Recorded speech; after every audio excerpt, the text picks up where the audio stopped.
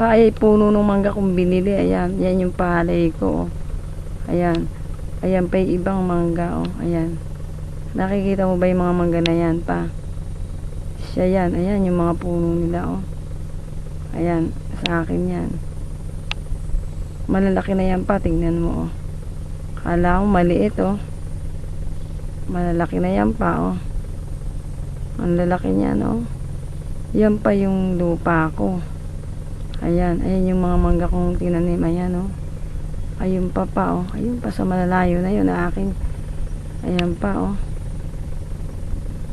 Ayan. Ayan pa yung tanim kong mangga. Ayan. Oh. Ayan. Ayan. Malaki na yung puno. Diba? Oh. Ayan. Oh.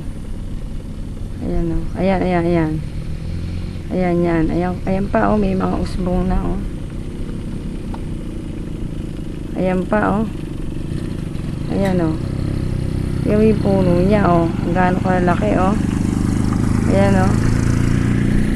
Ayan oh. Ayan oh. Ayan oh. Ayan pa yung mangga kong binili. Ayan oh. Yung usbong na oh. Ayan oh. Ayan. Yan yung lupa ko hanggang doon. Ayan pa oh. Kahirap hulihin. Oh, ayan. Ayan, ayan yung mga puno pa, oh. Yung mga ano eh. Ayan yung palay ko pa, oh. Ang ganda ng palay. Oh.